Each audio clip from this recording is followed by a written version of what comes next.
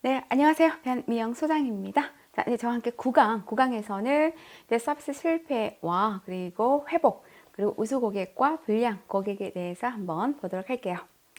자, 먼저 이제 서비스 실패에 대해서 한번 우리가 살펴보도록 하겠습니다.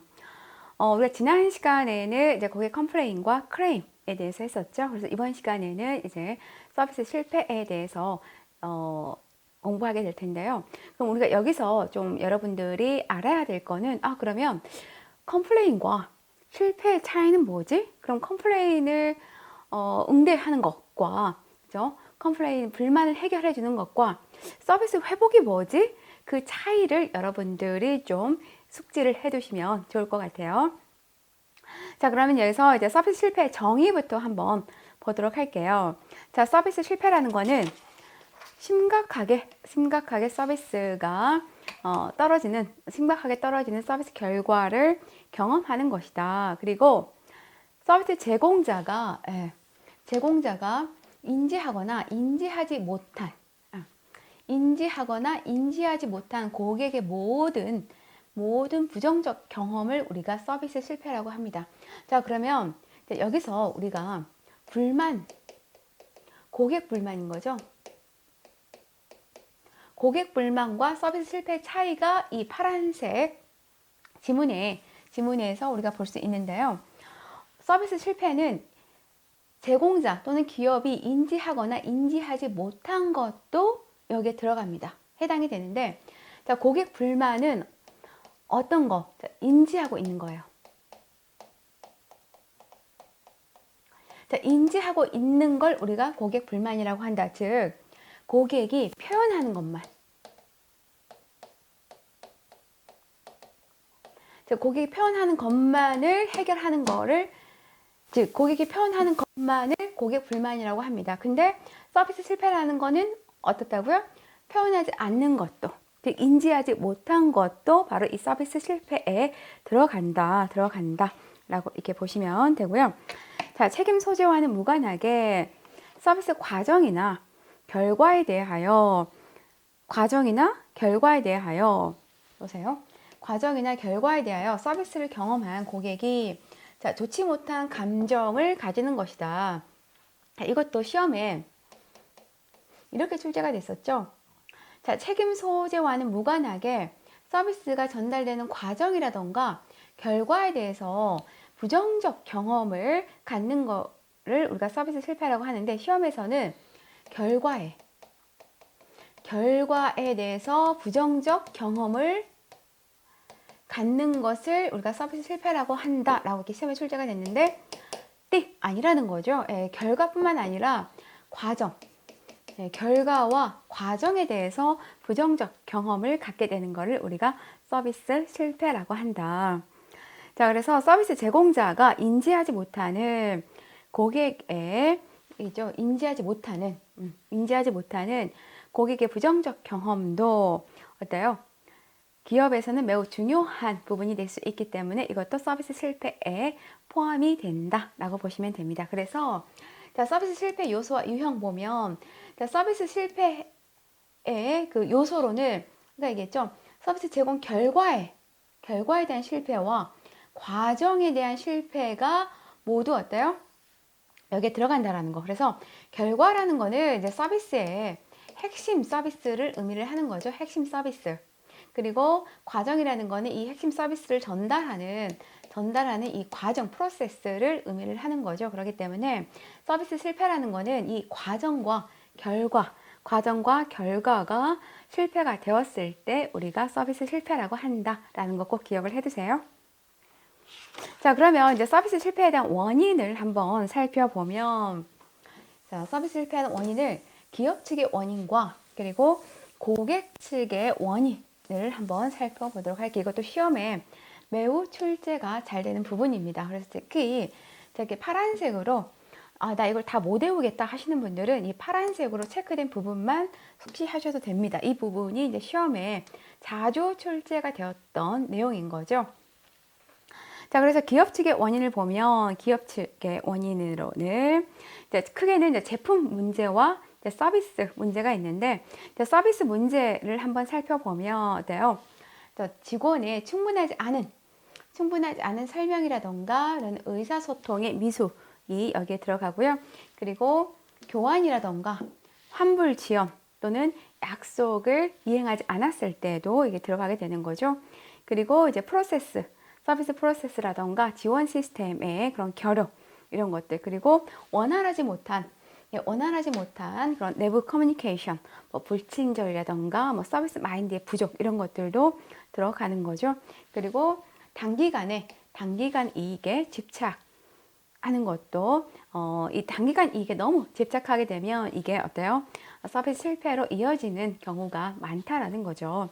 자, 그럼 이제 고객 측의 원인을 보면, 자, 우리가 서비스 실패에 있어서 기업 측의 원인, 그리고 그 고객 측의 원인, 또는 뭐 제품의 하자, 크게 이렇게 세 가지로 나눌 수가 있는데, 그 컴플레인이 발생을 했을 때, 서비스 실패가 발생을 했을 때 고객 측에 의해서도 발생되는 경우가 무려 30% 정도, 30% 이상 정도 된다고 해요. 그러니까 고객 측에 의해서 발생되는 그러한 서비스 실패도 좀 많다라는 거죠. 자, 그러면 보게 되면, 자, 고객 측의 원인으로는 자, 고객의 지나친 기대, 그죠? 지나친 기대가 또 실패를 야기할 수 있고요. 그리고 고객의 고압적 자세라던가 이제 감정적인 반발, 그리고 할인, 거래 중단, 교환 등의 이유로, 자, 고의나 악의에 의해서 제기하는 불만, 이런 것들로 인해서 실패가 발생되기도 하고, 그리고 이제 고객의 기억 착오라던가 이제 독단적 해석으로 인한 오해로 인해서 또 이 실패가 발생되기도 하죠. 그리고 이제 거래를 중단하거나 이제 바꾸려고 하는 그런 심리에 의해서도 이게 실패가 발생이 됩니다. 자, 그러면 다시 한번 콕 찍어 볼까요? 콕 짚어 볼게요. 다시 한번. 자, 고객 측의 서비스 실패의 원인으로 볼 수 없는 것은, 자, 1번 고객의 기억 착오로 인한 갈등 있었죠? 일단 거래를 중단하거나 바꾸려는 심리 있었죠. 그리고 고객의 고압적인 자세와 감정적 반발에 의해서도 있었고요. 다음 4번 충분하지 않은 설명이나 의사소통의 미숙. 이거는 기업의 입장이었죠. 네, 기업. 지문만 봐도 딱 기업의 입장이라는 게 좀 이해가 되죠. 다음 할인이라던가 거래 중단, 교환 등의 이유로 고의나 악의에서 제기하는 불만, 이것도 고객 측의 원인으로 볼 수 있죠. 자, 그러면 이제 서비스 실패가 가져오는 영향에 대해서 한번 보도록 할게요. 자, 서비스 실패의 영향을 좀 살펴보면, 자, 이거는 시험에 매우 출제가 또 잘 되는 부분입니다. 이게 시험에서는 이 영향과 조금 더 교재에 있는 조금 더의 서비스 실패에 대한 고객 반응까지 이게 같이 시험에 출제가 되는 경우가 많습니다. 자, 그럼 하나하나 보게 되면 기업의 제품과 서비스에 대한 기대에도 이제 부정적 영향을 미치죠. 이제 후광 효과로 인해서. 여기 보시면 이제 부정적 경험은 당연히 어때요? 긍정적 경험보다 더 오래 간다고 했죠. 그리고 일반적으로 서비스 실패를 경험한 고객은 불만을 잘 표현하지 않는다고 했죠. 오히려 불만을 표현하는 고객은 10% 정도밖에 되지 않더라. 그래서 불만을 표현하지 않는 고객들이 훨씬 더 많다라는 거. 다음 서비스 실패로 불만족스러운 경험을 한 고객은, 자, 본인뿐만 아니라 잠재 고객도 잃게 하는 결과를 초래한다. 예, 잠재 고객도 잃게 하는 결과를 초래한다. 이것도 이 OX형으로도 몇 번 출제가 되었습니다. 뭐 시험에서는 이제 이렇게 출제가 되었죠. 서비스 실패로 불만족스러운 경험을 한 고객은 이해관계가 없는 주변의 잠재 고객에게는 영향을 미치지 않는다. 네, 이건 X죠, X. 네, 그 잠재 고객을 잃게 하는 결과를 초래한다라는 거. 그다음에 이제 6번에 보시면 서비스 실패 시 자신의 문제는 해결하기 어렵다. 네, 자신의 문제는 해결하기 어렵다. 자, 우리가 서비스가 실패가 되었을 때 두 가지 해결을 해야 되는 그 두 가지 요소가 있는데, 하나는 고객 자신의 문제. 자, 고객 자신의 문제이고 하나는 이제 제품과 서비스에 대한 해결 문제입니다. 근데 고객 자신의 문제는 어떻게 한다고요? 해결하기가 어렵다라는 거죠. 네, 해결하기 어렵다. 근데 제품과 서비스에 관련한 문제는 어때요? 상대적으로 개선하기가 쉽다라는 거죠. 개선하기가 쉽다. 근데 이것도 시험에서 이제 이렇게 출제가 되었죠. 서비스 실패 시 고객 자신의 문제는 해결하기가 쉽지만, 쉽다라고 출제가 되었어요. 아니죠. 해결하기 어렵다라는 거. 해결하기 어렵고 제품과 서비스에 대한 문제는 상대적으로 개선하기가 좀 더 쉽다. 이것도 OX형. OX형으로 출제가 된 문제입니다. 그래서 이 서비스 실패 영향 이 지문이 꽤 중요한 이유가 일반형 그리고 OX형 이렇게 시험에 출제가 되기 때문에 이거는 전체적인 내용들을 꼭 여러분들이 외워두세요. 다음 조금 더 내용에서 보게 되면 자, 서비스 실패에 대한 고객 반응을 좀 보도록 할게요. 자, 서비스 실패에 대해서 어떻게 고객이 반응을 하느냐. 자, 불만족한 고객의 95%는 불평을 하지 않는다. 95%는 불평을 하지 않는다. 아까 제가 불만을 표현하는 고객은 기껏 해봐야 10% 정도만 불평을 한다고 했는데 여기서는 95%는 불평을 하지 않는다. 그러면 소장님 5%만 표현하는 거 아닌가요? 라고 얘기할 수 있겠죠. 근데 이게 그 조사 매체마다 조금의 그런 오차는 있다라는 거. 오차는 있다라는 거. 그래서 불만족한 고객의 여기서는 95%는 불평을 표현하지 않는다. 즉, 뭐라고요? 불만을 표현하지 않는 고객이 더 많다라는 거. 그러니까 시험에서는 오히려 불만을 표현하는 고객이, 그러니까 표현하는 고객이 더 많다. 이렇게 출제가 되었는데, 아니죠. 표현하지 않는 고객이 더 많다. 자, 불만을 표현하지 않는 고객이 직접 불만을 표현하는 고객보다 더 부정적 영향이 크다라는 거. 그러니까 이것도 기억을 해두세요. 오히려 불만을 표현하지 않는 고객이 어떻다고요? 부정적 영향이 더 큽니다. 더 크기 때문에 기업은 겉으로 드러나지 않는 불평 행동에도 주목을 해야 된다라는 거. 그래서 우리가 서비스 실패라는 거는 아까 그 고객 불만과 비교해서 말씀드린 것처럼 서비스 실패는 표현하지 않는 그 불만이 드러나지 않는 것까지도 우리가 관리해야 되는 게 바로 이 서비스 실패다라고 말씀드렸죠. 자, 불만을 표현하지 않는 고객은 관계를 단절시키고 75%가 타인에게 부정적 영향을 준다. 75%가 타인에게 부정적 영향을 준다.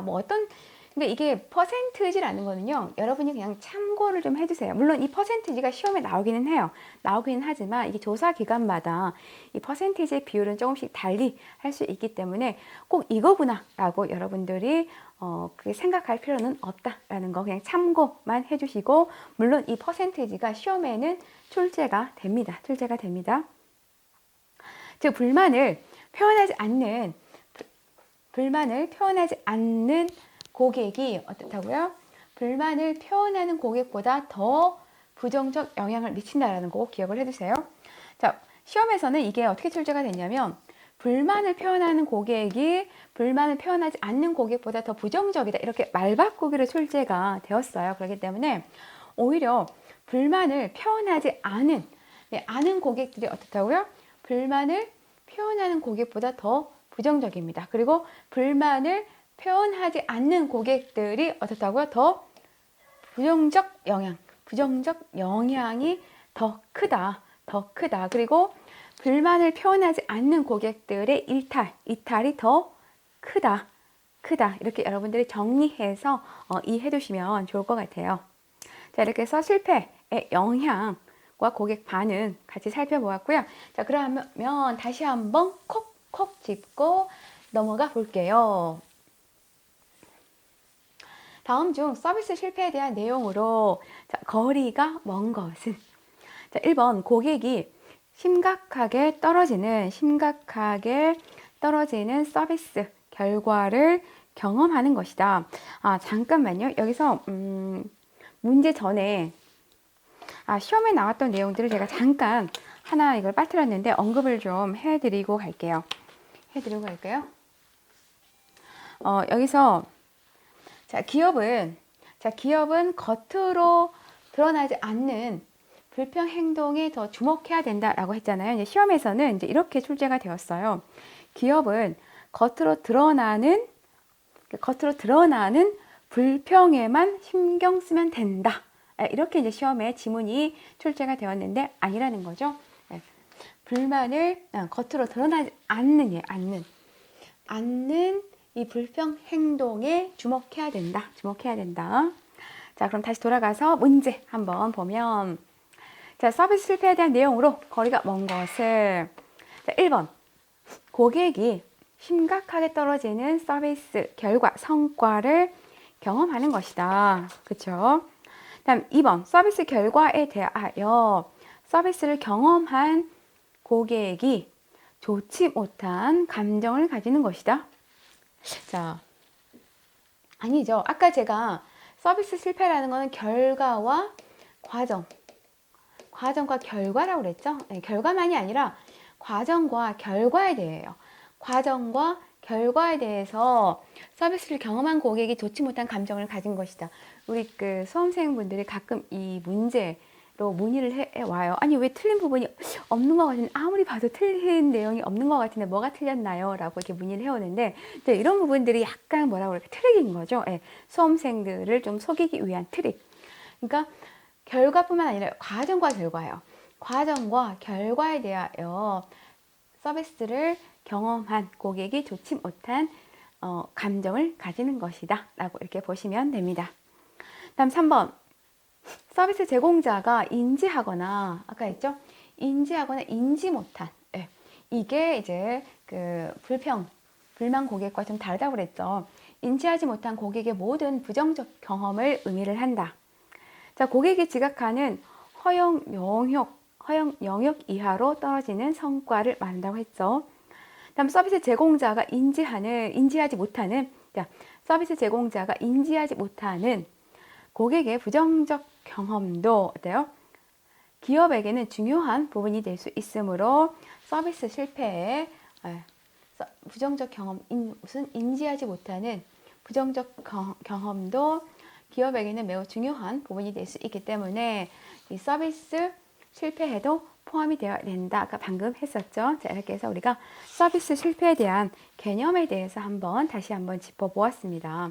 자, 그럼 이렇게 서비스 실패에 대한 그 고객 반응이 있겠죠. 고객 반응이 있는데, 자, 크게 불평 행동이 있고, 또 하나는 이제 아예 불평하지 않는 무불평 행동이 있습니다. 무불평 행동이 있는데, 자, 시험에서는 이 고객 반응, 실패에 대한 반응에서요, 이 불평 행동이 자주 출제가 됩니다. 뭐냐면, 자, 그럼 불평 행동으로는 이제 크게 직접 반응과 사적 반응과 그리고 제3자 반응이 있습니다. 그래서 제3자 반응이라는 거는 말 그대로 이제 소비자 보호단체라던가 또는 사법기관이라던가 언론 등의 그 해당 기업을 고발하는 거죠.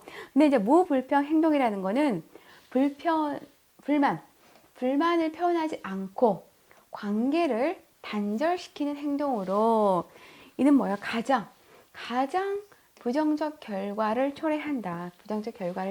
그래서 우리가 서비스 실패에 대해서 반응하는 게 표현을 하는 고객이 있고, 그리고 아예 표현을 하지 않는 고객이 있다고 했죠. 근데 우리가 항상 알아야 될 거는 뭐냐면, 표현하는 고객보다 표현하지 않는 고객들의 그 기업 이탈 확률이 훨씬 더 높고요. 그리고 오히려 그 기업에게 더 안 좋은 부정적 영향을 끼치는 경우가 더 많다라는 거. 다음 거래를 단절한 전환 고객의 75%는 그 기업을 재이용하지 않으며 부정적 구조를 통해서 어때요? 잠재 고객에게까지 영향을 미친다. 그래서 불만을 표현하지 않는 고객들을 이탈하면서 오히려 불만을 표현한 고객보다 어때요? 더 부정적 구조를 전파할 확률이 더 크다라는 거. 자, 그러면 조금 더 해석해 보면, 자, 고객 불평 행동 이유가 있습니다. 왜 고객들이 그러면 불평하느냐? 크게 이제 네 가지가 있는데요. 네 가지가 있는데, 자, 첫 번째는 말 그대로, 그렇죠. 자기가 그 피해 입는 거에 대해서 경제적 손실을 이제 획득하기 위한 보상을 요구하는 거죠. 예, 보상 획득. 보상을 획득하기 위해서 합니다. 보상을 획득하고, 그리고 자신의 분노를 좀 표출하기 위해서 하는 거죠. 그리고 이제 서비스 개선에 대한 도움을 주기 위해서 합니다. 보통 고객 불만을 표현하는 고객들의 특징은 뭐냐면요.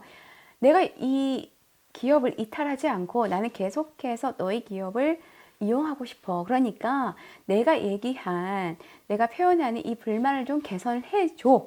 라고 불만을 표현하는 경우가 많아요. 즉, 고객이 다시 서비스를 이용하고자 하는 목적으로 이제 자신의 피드백이 개선되기를 바라는 마음에서 이 불만을 표출하는 경우가 있다라는 거죠. 또 하나는 이제 이타주의입니다. 이타주의. 이타주의는 쉽게 얘기하면 이제 다른 고객이 나와 같은 그런 불만을 겪지 않도록 또는 피해를 입지 않도록 이렇게 표출하는 경우가 있다. 그래서 이 고객 불편 행동 이유는요, 일반형이라던가 또는 OX형으로도 이렇게 출제가 됩니다. 일반형 또는 OX형으로도 출제가 돼요. 이 OX형으로 출제가 될 때 이 네 가지가 다 나오지 않는다고 해서 X가 되는 건 아니에요. 이 여기서 만약에 이타주의가 나오지 않고 이 세 개만 나와도 O인 거죠. 네, O인 거죠.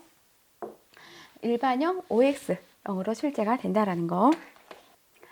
자, 이어서 이제 기윈 이론에 대해서 한번 이렇게 보도록 할게요. 자, 서비스 실패에 대한 반응 중에서 이 기윈 이론이 있는데요.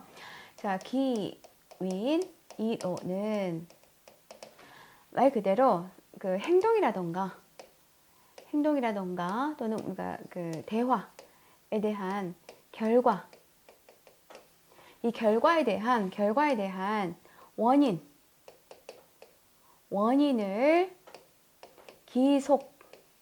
기속하는 과정을 우리가 기인이라고 합니다. 기윈 이론이라고 한다. 즉, 기윈 이론이라는 거는 자신이나 다른 사람의 행동에 대한 원인을 찾아내기 위해 추론하는 과정을 설명하는 이론이다. 이렇게 보시면 됩니다. 그래서 이제 우리가 보통 이제 기윈을 할 때 자주 이렇게 저지르는 오류가 뭐냐면요. 만약에 서비스 실패가 만족스러울 경우에 보통 사람들은 그거를 자기 때문에 서비스가 좋았다고 생각을 합니다. 예, 자기 덕분이라고 생각을 하고요. 단 서비스가 실패가 되었을 경우에는 그거를 내가 아닌 외부적인 요인으로 돌리는 경향이 좀 많다라고 이렇게 보시면 돼요. 그래서 서비스 실패 원인을 외부 요인으로 지각하게 되는 경우 내적 기인, 내부 요인으로 지각하게 될 보다는 어때요? 서비스 실패에 대해서 더 부정적으로 인식한다라고 보시면 됩니다. 그래서 여러분들 그 고객 구매 사이클에서 혹시 이거 기억나세요? 부조화를 감소하는 방법으로 고객이 혼자 선택할 수 있도록, 고객 스스로가 선택할 수 있도록 좀 충분한 시간을 주도록 한다. 이것도 어떻게 보면 이 기윈 이론을 좀 사전에 예방하고자 하는 건데, 만약에 이거죠. 고객 스스로라는 거는 내적 기인인 거죠. 그러니까 고객 스스로 제품을 선택해서 잘못되었을 경우는 어때요? 그 부정적으로 인식하는 경향이 더 낮다라는 거죠. 만약에 세일즈맨의 권유로 인해서 제품을 구입을 했다가 그게 실패가 되었을 경우는 어때요? 즉 세일즈맨은 외적 기인이 되는 거죠. 세일즈맨의 권유로 제품을 구매했는데 그게 실패가 되었을 경우는 훨씬 더 이게 부정적으로 인식이 됩니다. 근데 내 스스로 결정해서 뭔가 하자가 있었을 경우에는 그 부정성이 덜하다는 거죠. 덜하다. 자, 그러면 이제 크게 내적 기인과 외적 기인으로 이렇게 설명해 볼 수가 있는데요. 자, 내적 기인이라는 건 말 그대로 그 행동의 원인을 내적 요소에서 찾는 거죠. 보통 뭐 기질, 성격, 태도 이런 거라고 보시면 됩니다. 그래서 여기 보시면 이제 시험에 출제가 되었던 부분은 뭐냐면요. 주로 이제 제가 파란색으로 이렇게 체크해 놓은 예시 있죠. 이 예시가 내적 기인이냐, 이 예시가 외적 기인이냐라고 출제가 되었기 때문에 꼭 이 예시를 좀 기억을 해두세요. 자, 고객 자신의 행동으로, 고객 자신의 행동이기 때문에 당연히 내적 기인이 되겠죠. 고객 자신의 행동으로 인해서 서비스 실패가 발생했다고 생각하는 경우는 어느 기인에 해당이 됩니까? 라고 했을 때는 내적 기인이 된다. 자, 외적 기인이라는 거는 행동의 원인을 어디에서 찾는다고요? 외부적인 요소, 즉 상황적 요소. 상황적 요소라는 거는 뭐 외부 압력, 사회적 규범, 뭐 우연의 기회, 여기에서 찾는 거죠. 그래서 예시를 보면 자, 제공받은 서비스가 기대에 미치지 못해 실망감을 느끼는 경우는 당연히 외적 기인에 속하죠. 왜? 제공받는 서비스이기 때문에 이거는 외적 기인이 된다 라고 이렇게 보시면 됩니다. 그래서 내적 기인과 여기서는 그 외적 기인의 의미와 이 예시를 여러분들이 좀 꼼꼼히 보시면 됩니다. 자, 그럼 자, 다시 한번 콕 짚고 넘어가 볼까요? 자, 다음 중 서비스 실패로부터 발생하는 행동 중 내적 기인에 해당하는 것을, 자, 내적 기인에 해당하는 거는 자, 1번 직원의 불친절로 딱 직원의 불친절은 뭐겠어요? 이거는 외적이죠. 예, 외적. 실패가 발생되는 경우는 외적 기인인 거죠. 이거는 외적 기인이고요. 자, 잘못된 안내로 인해서, 그러니까 뭐 서비스 제공자의 잘못된 안내로 인해서 대기 시간이 길어지는 거, 이것도 당연히 이거 외적 기인인 거죠. 그다음에 당사 기업의 제품 결함으로 리콜이 발생한 경우, 당연히 어때? 기업의 잘못이잖아요. 그러니까 이것도 외적 기인이 되는 거죠. 일단 고객 자신의 재촉이래요. 그럼 고객 자신의 재촉이니까 딱 답이 나왔죠? 네, 이거는 내적 기인인 거죠. 고객 자신의 재촉으로 서비스 실패가 발생되었다고 생각하는 경우, 이건 내적이죠. 그다음 제공된 서비스, 네, 제공된 서비스죠. 이거는 당연히 외적이죠. 외적. 기대에 미치지 못해서 실망감을 갖는 경우. 자, 이렇게 해서 우리가 내적 기인 문제까지 한번 살펴보았습니다. 자, 이렇게 해서 우리가 서비스 실패까지 한번 알아봤고요. 그럼 서비스가 실패가 되면 이걸 어떻게 해야 되죠? 회복을 시켜야 되잖아요. 자, 서비스 회복에 대해서 한번 살펴보도록 할게요. 자, 서비스 회복에 대한 정의부터 한번 살펴보면, 자, 서비스 실패라는 거는, 아니, 서비스 회복이라는 거는, 자, 1번, 서비스 혹은 상품이 고객 기대에 부응하지 못했을 경우, 뭐죠?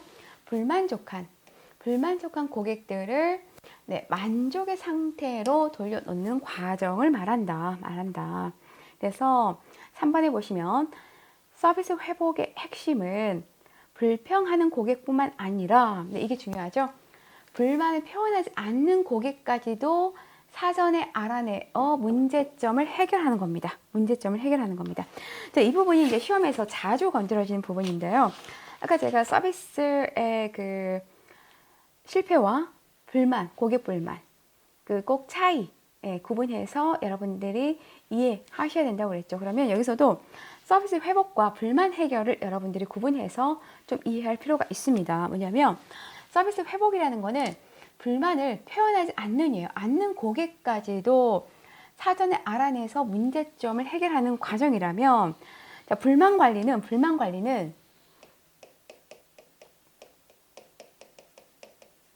어때요?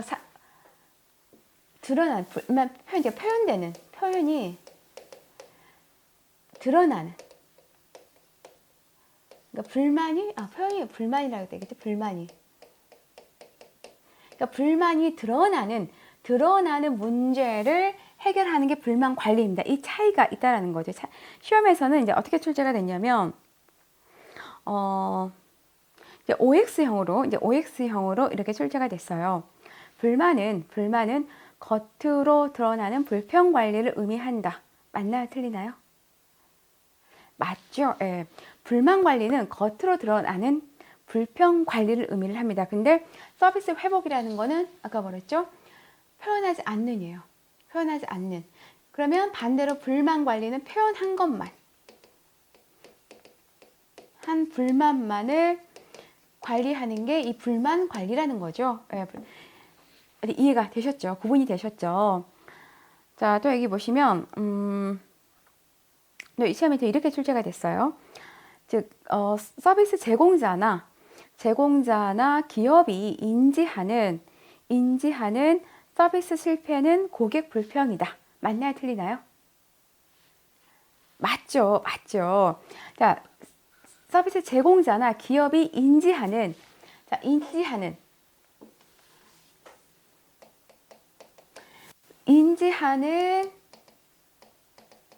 서비스에 대한 실패는 뭐라고 이게? 고객 불평인 거죠. 네. 근데 인지하지 않은 것까지도 찾아내는 거는 서비스 실패라고 했죠. 자, 꼭 구분해서 숙지해 주세요. 다음에 4번에 보시면 자, 기업이 서비스 실패로 인해 잃어버린 고객 신뢰를 최소한 서비스 실패가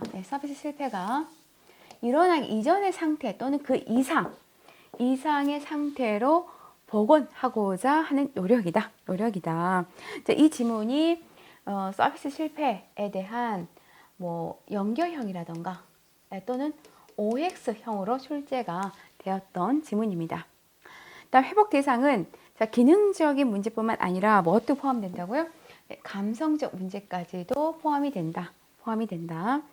자, 서비스 회복이란 서비스 실패가 발생하였을 때 그에 대한 회사의 즉각적 반응에 초점을 두기 때문에 불만 관리와는 그 의미를 달리한다라는 거.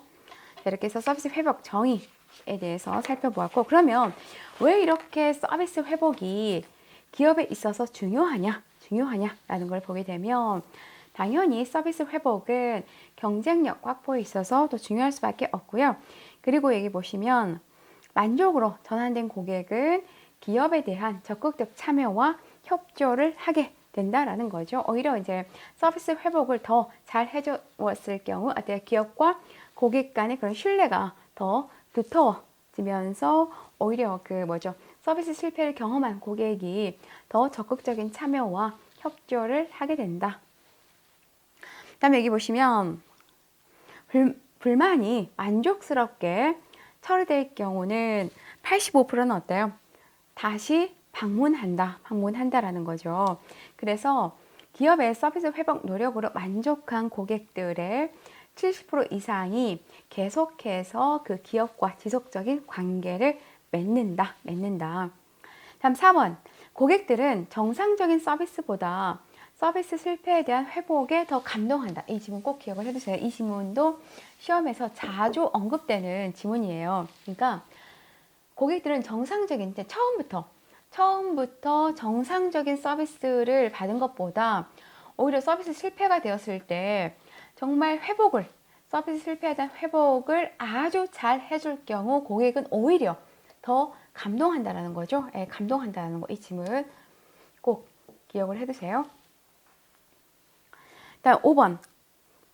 고객은 자신이 거래하는 기업의 서비스 품질을 넓게 인식할수록 서비스 회복 기대 또한 어때요? 높아진다라는 거.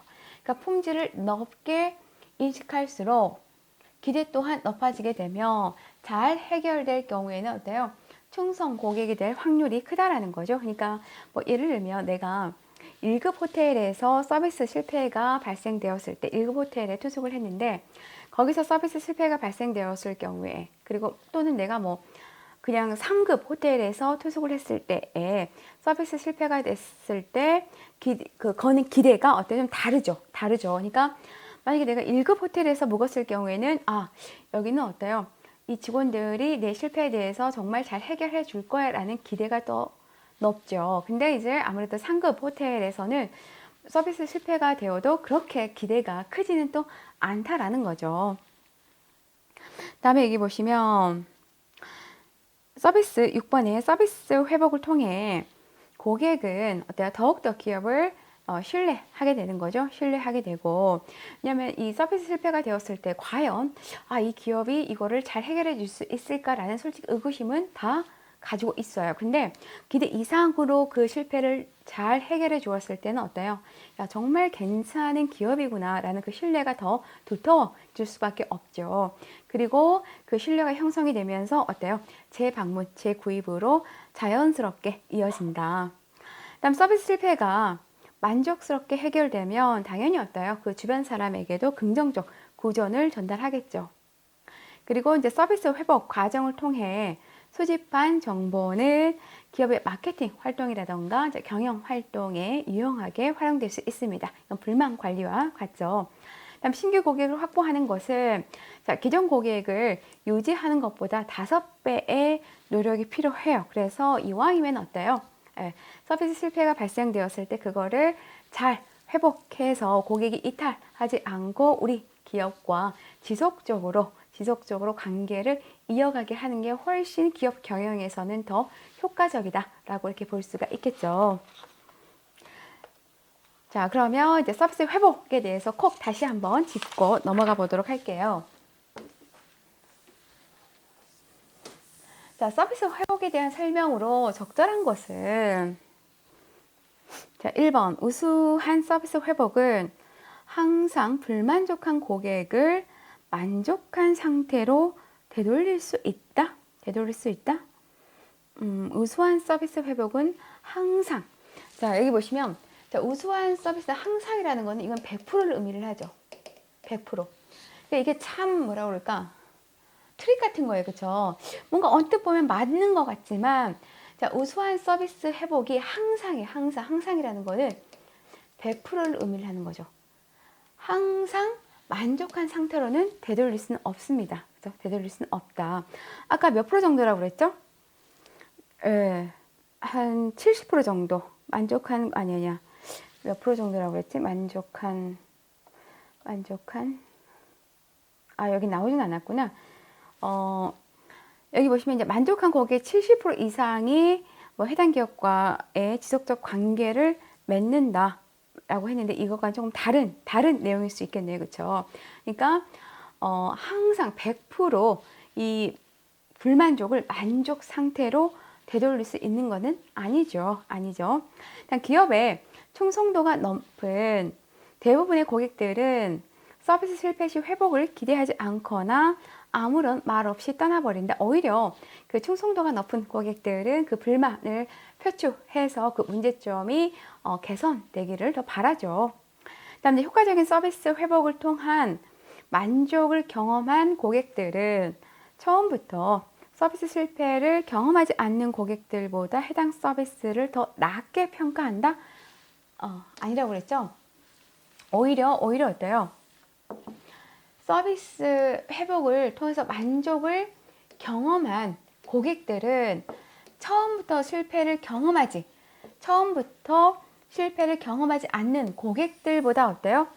해당 서비스를 더 넓게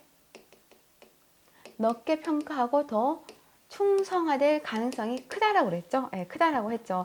이건 여러분들 그 OX형으로도요, 출제가 몇 번 됐기 때문에 꼭 이 3번 지문 꼭 숙지를 해두세요. 단 고객은 자신이 거래하는 기업의 서비스 품질을 넓게 인식할수록 서비스 실패에 대한 실망이 커서 서비스 회복의 기대가 낮아지므로 충성 고객이 될 가능성이 낮다. 지금 계속 반대로 표현을 했죠. 품질을 넓게 인식할수록 어떻다고 그랬죠? 그 기대가 높아지고 충성 고객이 될 가능성이 더 높다고 했죠. 아까 내가 체크 포털에서 묵었을 때 서비스 실패가 발생이 되었을 때 왠지 이 그 기업에서는 그 서비스 실패에 대한 회복을 더 잘해줄 거란 확신이 더 크다라는 거죠. 그 상급 호텔보다는. 다음 서비스 회복이란 기업이 서비스 실패로 인해 잃어버린 고객의 신뢰를 최소한 서비스 실패가 일어나기 이전의 상태 또는 그 이상으로 복원하고자 하는 노력이다. 맞죠? 네, 5번. 뭐 답은 이미 체크가 되어 있지만 5번 지문 보시면 될 것 같아요. 이 지문도 여기 보시면 뭐 연결형 또는 OX형으로 출제가 좀 되는 지문이기 때문에 꼭 이 지문도 여러분들이 기억을 해두시면 좋을 것 같아요. 다음에 이제 우리가 서비스 회복 이론인 공정성 이론에 대해서 한번 보도록 할게요. 자, 우리가 서비스를 회복시킬 때 이러한 공정성 이론을 기반으로 해서 서비스 회복이 이루어지는데요. 자, 크게 세 가지의 공정성이 있죠. 결과에 대한 공정성, 그리고 절차의 공정성, 그리고 이제 상호작용의 공정성입니다. 자, 그러면 여기서는 이 결과의 공정성이 시험에서 좀 출제가 되죠. 자, 결과의 공정성이라는 거는 말 그대로 고객이 얻게 되는 결과에 대해서, 즉 불만에 대한 뭐를 기대하는 거다? 보상을 기대하는 거죠. 보상. 그러니까 최종적인 보상을 기대하는 겁니다. 그 보상이라는 거는 금전적 보상과 비금전적 보상으로 이루어지는데, 자, 금전적 보상이 있겠죠. 예, 돈으로서 이렇게 보상해 주는 거. 그리고 이제 사과라던가 뭐 차후 무료 서비스를 제공한다던가, 또는 수리 및 교환을 해준다던가, 그리고 가격 할인을 해준다던가, 이제 이런 것들이 결과의 공정성이라고 보시면 되겠죠. 그러니까 시험에서는 예를 들어서 뭐 결과의 공정성은 이런 것이다 라고 시험에 출제가 됩니다. 그래서 특히 여러분들 이 예시를 좀 더 중점적으로 보시는 게 좋을 것 같아요.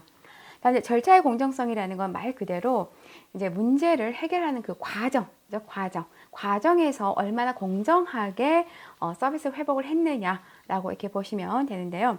절차의 공정성으로는 뭐 회사의 정책 같은 거죠. 뭐 AS 정책, 환불 정책, 뭐 이런 것들.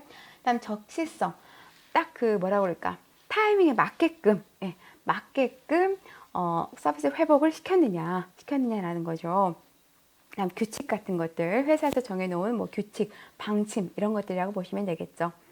그다음 이제 상호작용의 공정성.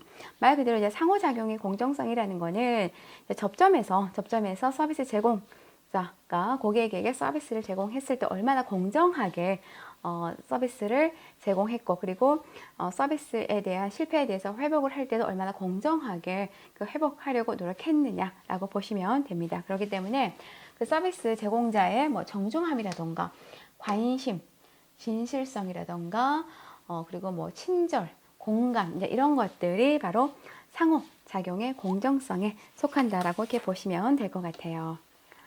자, 이렇게 해서 우리가 서비스 실패와 회복에 대해서 한번 정리해 보았습니다. 수고 많으셨습니다.